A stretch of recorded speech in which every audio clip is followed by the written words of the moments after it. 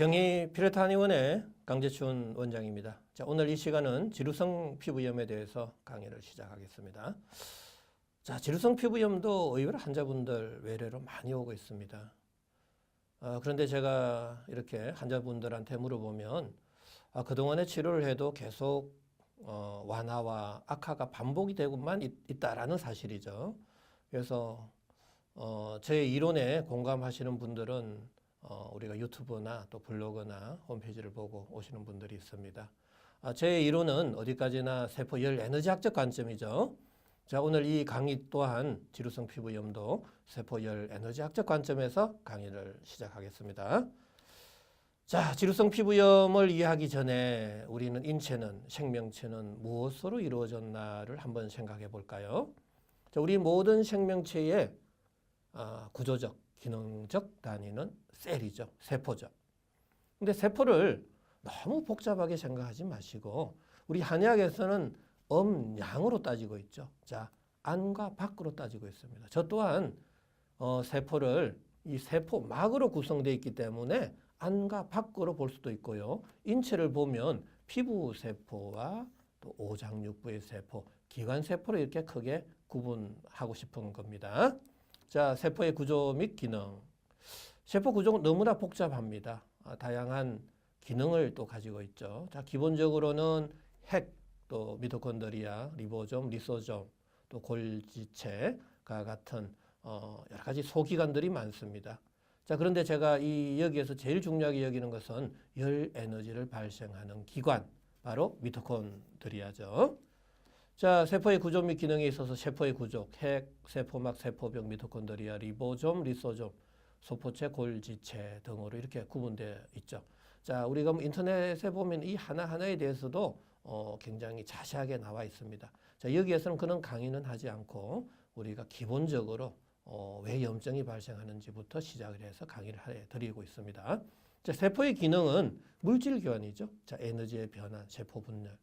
근데 여기에서 제일 중요한 거 저는 에너지의 생산이다라는 이야기입니다.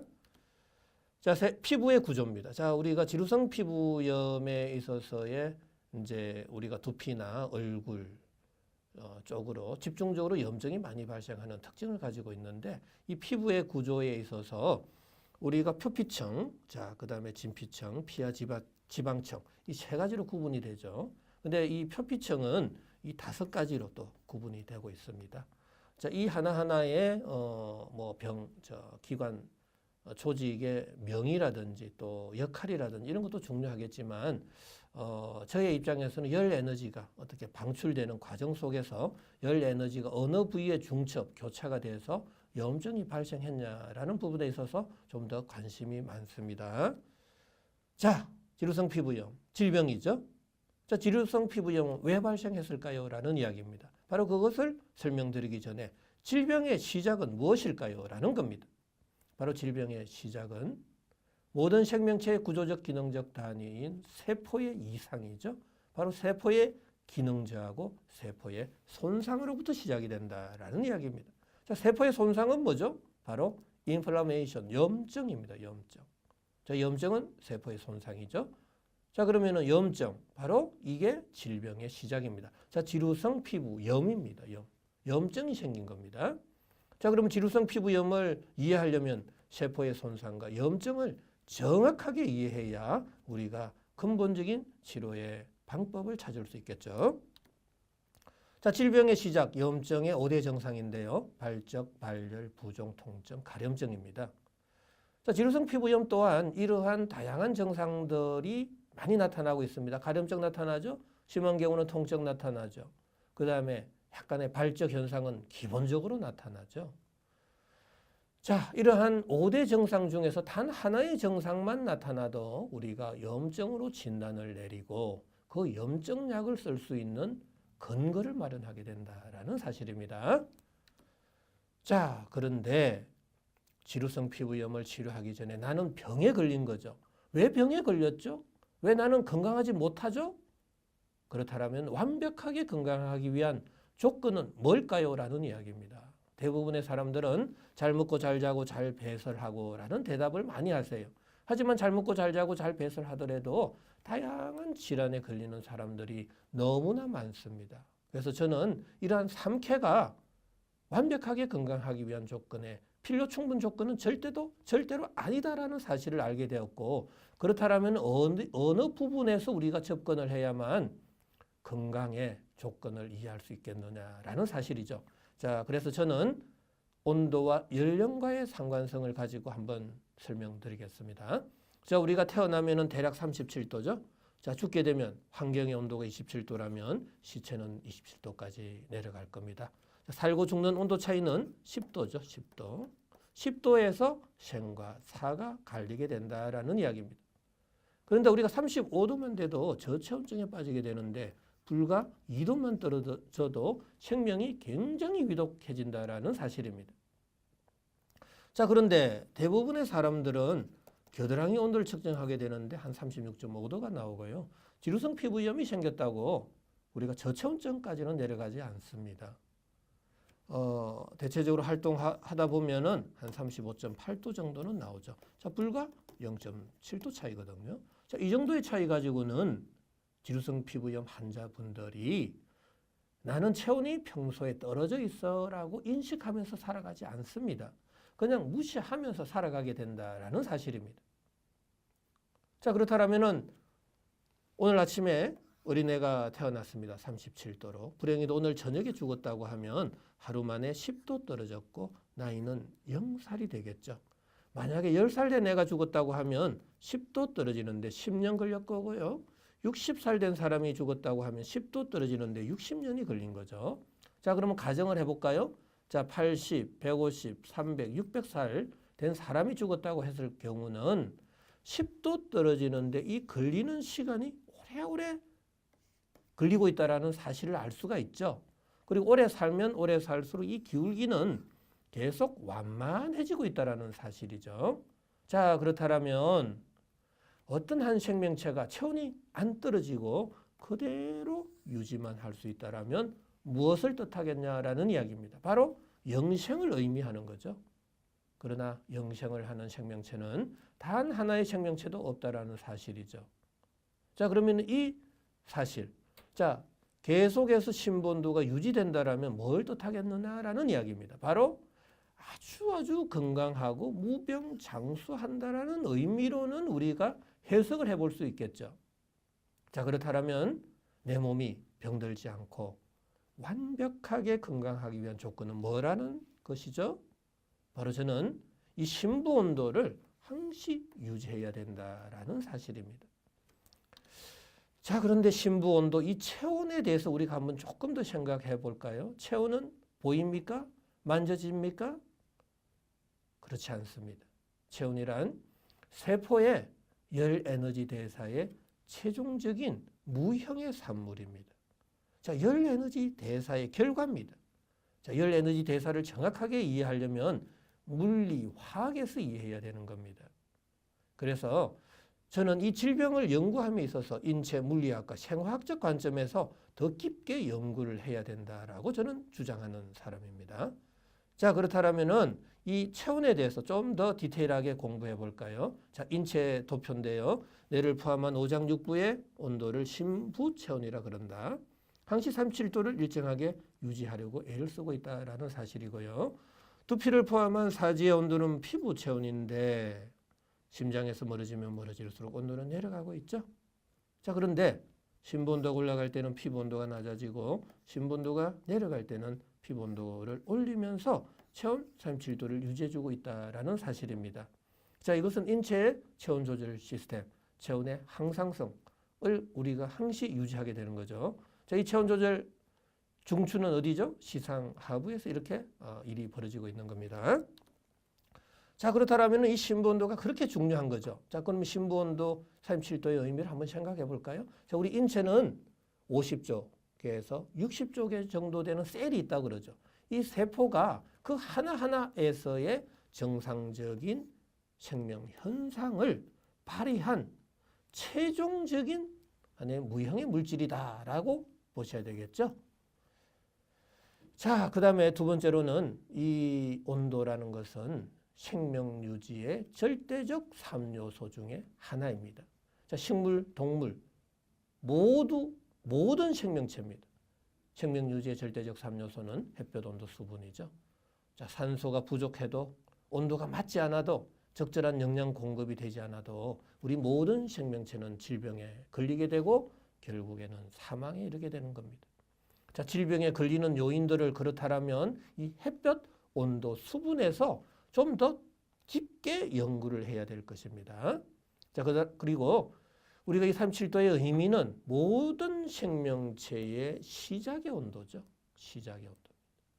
자, 그리고 완벽하게 셀이 하나의 생명 현상을 영위한 최종적인 결과이기 때문에 이 37도만이 완벽하게 건강을 유지할 수 있는 하나의 기본적인 온도다라는 이야기입니다.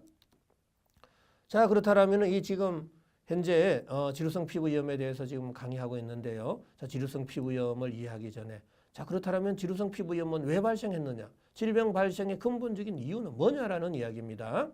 바로 심부 온도의 상승과 하강이다라는 이야기. 심부 온도가 유지를 못해서 우리가 질병에 걸리게 된다라는 사실이죠. 자, 세포가 정상적인 일을 하지 못해서 질병에 걸리게 된다라는 이야기입니다. 자, 질병의 가장 근본적인 이유 뭐죠? 세균과 바이러스에 의한 것은 너무나 빙산의 일각입니다. 세포의 손상을 일으키는 요인은 세균과 바이러스뿐만 아니라 너무나 다양한 팩터에 의해서 생길 수 있다라는 이야기입니다. 자, 그러한 세포의 손상에 의해서 염증이 발생했고 그 염증의 결과, 세포의 손상의 결과 심부 온도가 낮아지고 있다라는 이야기입니다. 또 주변 환경의 온도가 너무 높아질 경우는 심부 온도가 상승되어서 질병에 걸릴 수도 있다라는 사실이죠. 자, 질병 발생의 근본적인 이유는 심부 온도가 유지되지 못해서 심부 온도가 상승 또는 하강이 되어서 발생했다라는 사실입니다. 자, 그렇다면 심부 온도가 내려갔을 경우 우리 인체의 생리적, 병리적 변화는 어떠한 것들이 있는지 한번 살펴볼까요? 자, 크게는 이 네 가지로 구분할 수 있습니다. 자, 첫 번째로는 심부 온도가 내려가면 체온을 유지하기 위해서 피부 온도를 높이게 된다라고 했죠. 자, 피부 온도가 높아지는 순간 피부 혈관은 확장이 되겠죠. 심부 온도가 내려갔으니 심부 혈관은 수축이 될 거고요. 자, 두 번째, 표면 장력의 약화 현상이 생긴다라는 이야기입니다. 자, 우리가 쉽게 생각하면 이 물의 온도가 40도, 60도, 80도, 100도가 될 때 물은 끓어 넘치게 되죠. 그 이유는 물 표면에 존재하는 표면 장력이 약해지는 겁니다. 표면 장력의 약화라는 의미는 압력과 밀도가 낮은 공간으로 밀어내는 힘이 세지게 되는 거죠. 자, 그때 물이 넘치는 이유죠. 자, 인체에도 똑 마찬가지 물리적인 현상이 벌어지게 되는데 몸속에서의 피부 온도가 올라갈 경우는 표면 장력은 약해진다. 자, 압력과 밀도가 낮은 공간으로 밀어내게 되는데 돌출, 비대, 융기, 팽창과 같은 조직의 변형이 찾아온다라는 이야기입니다. 자, 지루성 피부염도 우리가 구진이라든지 또 농포라든지 이러한 조직의 변형된 증상들이 많이 나타나고 있죠. 자, 왜 구진이 생기고 왜 농포가 생기는지를 이 부분에 있어서 우리가 충분히 이해할 수 있겠죠. 자, 세 번째, 무공이 다치게 된다. 자, 심부 온도가 내려가면 체열의 방출을 줄여야죠. 그때 무공을 다치게 된다라는 이야기입니다. 자, 무공이 수축이 되고 털이 서게 된다라는 이야기가 되겠죠. 자, 임모 현상은 어떤 사람은 느끼는 사람도 있고 못 느끼는 사람이 오히려 더 많습니다. 자, 그 다음에 땀 분비가 감소된다. 자, 여기에서 무한증과 국소다한증이 있는데요. 자, 이것도 뭐 당연히 모공이 다치면 무한증이 생기는 것은 이해할 수 있겠는데 국소다한증도 생긴다라는 사실, 이걸 좀 유념해 주셔야 될 것 같습니다. 자, 이 네 가지를 좀 더 디테일하게 더 깊게 한번 좀 공부해 볼까요? 자, 첫 번째, 피부 온도의 상승입니다. 자, 피부 온도가 상승되는 그 부위가 바로 염증이다라는 이야기죠. 자, 피부가 발적, 발진, 홍조, 홍반, 따가움, 화끈거림, 통증과 같은 염증성의 증상들이 생기는 거죠. 조금 더 장기화되면 색소 침착도 되고 그다음에 모세혈관의 확장증도 생길 수도 있다라는 이야기입니다. 자, 이걸 좀 반대로 생각해 보면 어느 환부가 따갑고 화끈거림 증상이 많이 생기게 됩니다. 자, 외부에서 열을 가하지도 않는데 왜 화상을 입는가 같은 현상이 생길까요? 라는 이야기입니다. 바로 저는 내부에서 어느 한쪽으로 열이 쏠리는 과정 속에서 그 조직의 온도가 올라가서 화상을 입는 것과 같은 증상들이 생기고 있었다라는 이야기입니다. 자, 그래서 세균과 바이러스가 싸워서 피부가 그 따갑고 화끈거리는 게 아니라 바로 열 에너지가 쏠리는 과정 속에서 화상을 입는 것 같은 증상들이 생기고 있다라고 저는 주장을 하고 있습니다. 자, 그다음에 표면 장력의 약화죠. 자, 표면 장력의 약화는 온도가 상승했을 때는 표면 장력이 약화가 되고 온도가 하강이 되면 표면 장력은 강화가 되겠죠. 조직의 변형은 안 생기겠죠. 그런데 온도가 올라가면 올라갈수록 압력과 밀도가 낮은 공간으로 밀어내는 힘이 세지기 때문에 조직의 변형이 초래하게 된다라는 이야기입니다. 자, 융기, 비대, 팽창, 돌출과 같은 융기성의 증상이 생길 수 있다. 자, 그렇다면은 구진, 부종, 팽진, 면포, 수포, 농포, 결절, 종기, 종양과 같은 조직의 변형이 오는 거죠. 자, 이러한 증상 하나하나는 열 에너지의 방출량의 차이에 의해서도 증상이 다 달라질 수 있죠. 자, 그 다음에 세 번째로는 모공이 닫히는 현상이 생깁니다. 자, 심본도가 내려갈 경우는 체열의 방출을 줄이기 위해서 모공이 닫히는데, 자, 중요한 사실은 심장에서 먼 쪽부터 모공이 닫히게 된다라는 겁니다. 자, 모공이 닫히게 되면은 피부로의 수분 공급량이 줄어들죠. 자, 피부는 건조, 균열, 그 다음에 자기들끼리 세로, 가로 이렇게 갈라지다 보면 똘똘 말리게 되죠. 자, 태서나 두터워지는 현상이 생길 수 있다라는 이야기고, 피부로의 각질 세포로의 수분 공급량이 줄어들 경우는 각질과 각질 사이의 점착성이 줄어들게 됩니다. 자, 그래서 각질이 떨어져 나가는 현상, 분리되는 현상이 생기겠죠. 인설, 각질, 가피와 같은 탈락성의 증상이 생길 수 있다라는 이야기입니다. 자, 그리고 모공이 닫히게 되면은 내 몸 속에서의 열 방출이 어렵게 되겠죠. 그럼 강제적으로 열을 빼내는 현상이 벌어지게 되는데 바로 그때 가려움증이 발생할 수도 있다라는 이야기입니다. 저는 가려움증의 정의를 열 에너지를 방출하기 위한 본능적 행위다라고 정의를 하고 있습니다. 자, 열이 어느 한쪽으로 쏠리게 되겠죠. 자, 모공이 닫혔으니까. 자, 구멍, 관절, 마찰이 많은 쪽으로 열이 확 쏠리게 된다라는 이야기입니다. 자, 쏠린 부위로의 피부 온도가 올라가고 그때 바로 염증이 된다. 자, 지루성 피부염은 대체적으로 우리가 가슴, 등, 자, 목, 얼굴, 두피 쪽으로 지루성이 많이 생기죠. 염증이. 바로 구멍이 많기 때문에 눈, 코, 귀, 입과 같은 구멍이 많기 때문에 그쪽으로 열이 잘 쏠리게 된다라는 이야기입니다. 자, 그쪽으로 피지선이 많이 분비가 돼서 발달이 되어서라기보다도 열 에너지가 쉽게 쏠리는 곳으로 열은 방출이 되겠죠. 그쪽으로 피부 온도가 쉽게 상승될 가능성이 많다라는 이야기죠. 자, 피부 온도의 상승이 염증이 된다. 표면 장력의 약화로 조직의 변형이 올 수 있다라는 이야기죠. 자, 구진, 농포들이 왜 발생하는지도 자, 설명될 수 있는 이야기가 되겠습니다. 자, 그다음에 땀 분비의 감소. 지루성 피부염 환자들은 의외로 무한증도 있지만 국소다한증을 호소하시는 분들이 더 많습니다. 어떤 사람들은 달리기를 해도 땀이 안 난다는 사람들이 있습니다. 그거는 당연한 결과고요. 그런데 어떤 사람들은 나는 땀이 너무 많아요 라고 호소하는 분들이 더 많습니다. 자, 그 이유는 자, 열은 어디로 방출이 된다? 자, 모공이 닫혔는데 손발 끝에서 모공이 닫혔고 밥을 먹고 운동을 하면은 그 열 에너지는 구멍이 많은 쪽으로 열이 방출이 된다라는 이야기입니다. 자, 눈, 코, 귀, 입 쪽으로 열이 방출이 될 경우 그쪽으로의 피부 온도가 올라가죠. 자, 근데 그쪽으로 열이 방출이 될 때는 온도 차이가 너무 생기게 됩니다. 바로 높은 온도에서 낮은 온도로 급격하게 열이 방출이 될 때 액화 현상이 생기는 거죠. 액화 현상. 그때 다한증이 생긴다라는 이야기입니다. 그래서 지루성 피부염 환자들은 두피나 얼굴 쪽으로 다한증이 많이 생기는 겁니다. 자, 이해가 되셨죠? 자, 그 외에도 뭐 겨드랑이라든지 사타구니, 그 다음에 마찰이 많은 손, 발바닥 쪽으로 다한증이 많이 생긴다라는 이야기입니다. 자, 이거 꼭 기억해 주시면 치료하는데 또 이해하는데 지루성 피부염을 이해하는데 많은 도움이 될 겁니다. 자, 지금까지 완벽하게 건강하기 위한 조건은 뭔지, 또 왜 질병이 발생하는지, 자, 그 다음에 심부온도가 내려갔을 경우 어떠한 자, 피부온도 올라가고 표면 장력이 약해지고 모공 다치고 땀 분비가 감소된다 그랬죠. 자, 이 부분을 좀 전체적으로 한번 써머리 해본다라면 자, 우리가 지루성 피부염 환자들뿐만 아니라 모든 사람들은 일상적인 생활을 하게 됩니다. 생활하는 과정 속에서 우리가 의식주를 하게 되죠. 정확한 밥을 먹고 일상적인 생활하는 과정 속에서 다양한 원인에 의해서 세포가 손상을 받게 된다라는 이야기입니다.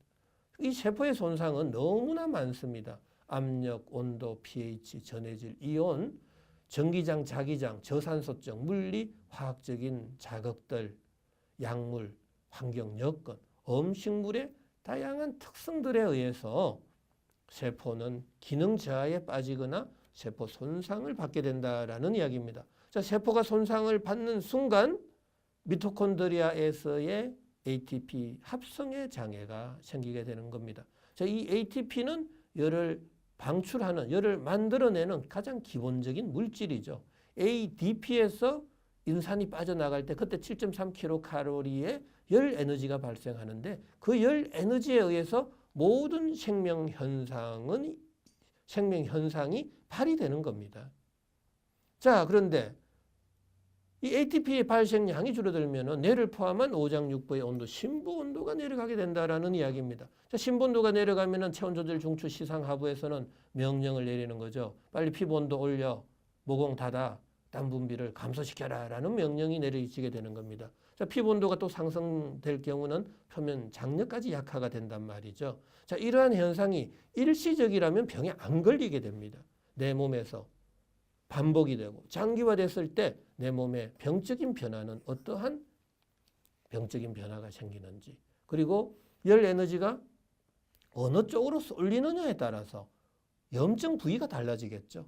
그리고 열 에너지의 다양한 또 특성에 의해서 또 피부의 그 전도도라든지 피부의 두께라든지 열 에너지의 다양한 또 특성에 의해서도 그 병의 양상이 달라지는 겁니다. 자, 부위가 달라지고 병의 정상이 달라질 때 다른 병들이 다 다양하게 생길 수가 있겠죠. 자, 지루성 피부염뿐만 아니라 왜 병이 발생하는지를 이 도포에서는 이해할 수 있다라는 이야기입니다. 자, 지루성 피부염의 염증이 왜 발생하는지, 병이 왜 발생하는지, 자, 심부온도가 내려갔을 경우에 어떠한 증상들이 발생하는지에 대해서 지금 강의를 좀 해드렸습니다. 자, 지금까지 이 지루성 피부염에 대해서 강의를 좀 해드렸는데요. 다음 시간에는 지루성 피부염의 정의, 또 발생 원인, 또 발생 기전, 치료 원칙, 치료 방법에 대해서 강의를 해드리겠습니다. 자, 지금까지 시청해 주셔서 대단히 감사드립니다.